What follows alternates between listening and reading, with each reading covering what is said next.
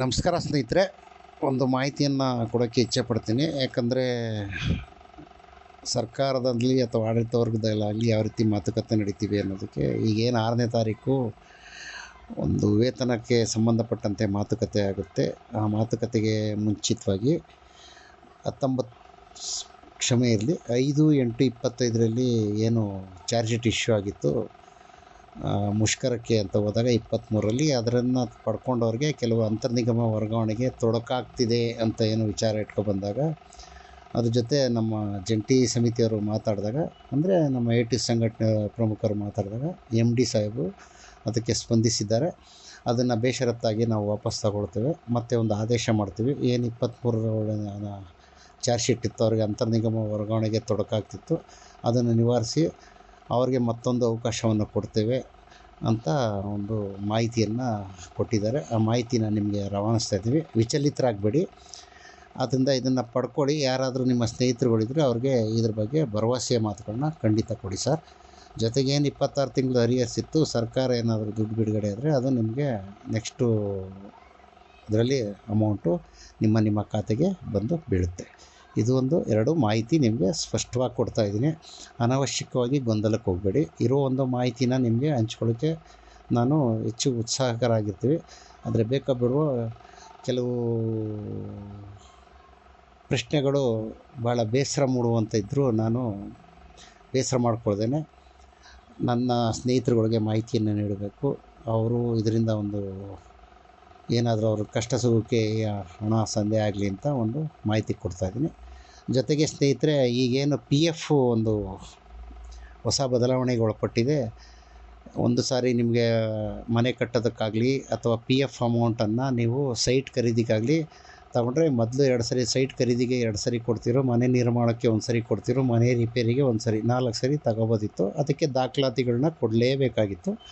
ಕೊಡಲಿಲ್ಲ ಅಂದರೆ ನಿಮ್ಮ ಹಣವನ್ನು ಕಡಿತ ಮಾಡುವ ಮೂಲಕ ಅದನ್ನ ನಿಮ್ಮ PF ಖಾತೆಗೆ ಹಾಕ್ತಿರೋ.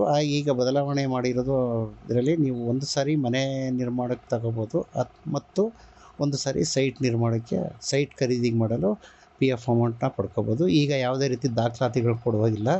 ದಾಖಲಾತಿ ಕೊಡದೇ ಇದ್ದರೂ ನಿಮ್ಮ ಅಮೌಂಟ್ ಕಟ್ಟಾಗಲ್ಲ. ಈ ಥರ ಒಂದು ವ್ಯವಸ್ಥೆ ಇದೆ.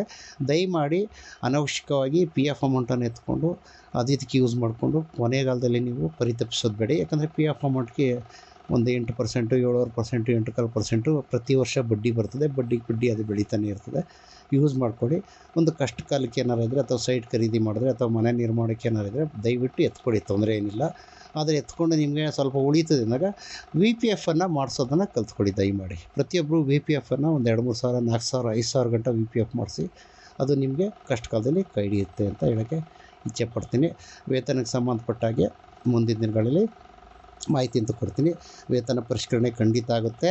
ಆದರೆ ಸರ್ಕಾರ 1/4/25ಕ್ಕೆ ಹಕ್ಕೊತ್ತಾಯ ಮಾಡುವ ಮೂಲಕ ನೀವು ಇಷ್ಟೇ ಪಡ್ಕೋಬೇಕು ಅಂತ ಒತ್ತಾಯ ಮಾಡ್ತಿದೆ. ಆದರೆ ಸರ್ಕಾರದ ಒತ್ತಾಯಕ್ಕೆ ನಮ್ಮ ಜಂಟಿ ಕ್ರಿಯಾ ಸಮಿತಿಯವರು ಸ್ವಲ್ಪ ನಮಗೆ 1/1/24ರಿಂದ ವೇತನ ಪರಿಷ್ಕರಣೆ ಮಾಡಬೇಕು ಅಂತ ಒಂದು ಮನವಿಯನ್ನು ಸಲ್ಲಿಸಿದ್ದಾರೆ.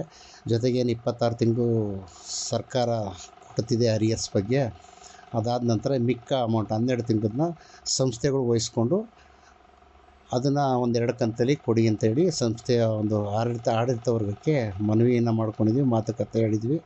MD ಸಾಹೇಬರು ಅದಕ್ಕೆ ಸ್ಪಂದಿಸಿದ್ದಾರೆ. ಅಂದರೆ ನಿಮಗೆ ಕೊಡೋದು ಇಲ್ಲ ಅಂತಲೂ ಹೇಳಿಲ್ಲ, ಕೊಡ್ತೀನಿ ಅಂತಲೂ ಹೇಳಿಲ್ಲ. ಎಲ್ಲೋ ಒಂದು ಕಡೆ ನಿವೃತ್ತಿ ಆದವ್ರಿಗೆ ಅನ್ಯಾಯ ಮಾಡಲ್ಲ ಅಂತ ಹೇಳಿರೋದು. ಆ ಒಂದು ಮಾತನ್ನು ಅಲ್ಲಿ ವ್ಯಕ್ತಪಡಿಸಿ ಅದ್ರ ಮೂಲಕ ನಮ್ಮ ಒಂದು ಇಚ್ಛೆಯನ್ನು ಪೂರೈಸ್ಕೋಬೇಕು ಅಂತ ಇಚ್ಛೆ ಇಟ್ಕೊಂಡು ಮಾಡಿದ್ವಿ. ಅದರಿಂದ ಯಾರು ಆತಂಕೀಡಾಗೋದು ಬೇಡಿ. ಖಂಡಿತವಾಗಿ ಇದು ಗೆಜೆಟ್ನಲ್ಲಿ ಘೋಷಣೆ ಆಗಿದೆ. 26 ತಿಂಗಳ ಅರಿಯರ್ಸು 1/4/20ರಿಂದ ವೇತನ ಪರಿಷ್ಕರಣೆ ಅಂತ. ಅನವಶ್ಯಕವಾದ ತಿಳುವಳಿಕೆ ಇಲ್ಲದೆ ಇರೋ ಕೆಲವು ಮಾಹಿತಿಗಳನ್ನ ದಯಮಾಡಿ ನೀವು ಮನಸ್ಸಿಗೆ ಹಚ್ಕೋಬೇಡಿ. ಇದನ್ನು ಪಡ್ಕೊಳ್ಳೋ ನಿಟ್ಟಿನಲ್ಲಿ ಪಡ್ಕೊಳ್ಳೋಣ. ತದನಂತರ ನಮಗೆ ಏನು ಬ್ಯಾಟ್ರಿ ಗಾಡಿಗಳು ಈಗ KSRTCಗೂ ಲಗ್ಗೆ ಇಡ್ತಿದೆ, ನಾವು BMTC ಉಳಿಸ್ಕೋಬೇಕು, KSRTCನ ಉಳಿಸ್ಕೋಬೇಕು. ಈ ಒಂದು ಮನಸ್ಥಿತಿಗೆ ನಾವೆಲ್ಲ ಜಾರಿದ್ವಿ. ಯಾಕಂದರೆ ಸಂಸ್ಥೆ ನಮ್ಮೆಲ್ರಿಗೂ ಅನಿವಾರ್ಯ ಹೊರತು ಸಂಸ್ಥೆಗೆ ನಾವು ಯಾರೂ ಅನಿವಾರ್ಯ ಅಲ್ಲ. ಇದನ್ನು ನಾವು ಮನದಟ್ಟು ಮಾಡಿಕೊಂಡು ಸಂಸ್ಥೆ ಉಳಿಸ್ಕೊಂಡ್ರೆ ನಮಗೆಲ್ಲ ಲಭಿಸ್ತದೆ ಅನ್ನೋದನ್ನು ನಾವು ಹೆಚ್ಚು ತಲೆ ಒಳಗಡೆ ಇಟ್ಕೊಂಡು ಕಾರ್ಯಪ್ರವೃತ್ತರಾಗೋಣ ಅಂತ ಹೇಳೋಕ್ಕೆ ಇಚ್ಛೆ ಪಡ್ತೀನಿ. ನಮಸ್ಕಾರ.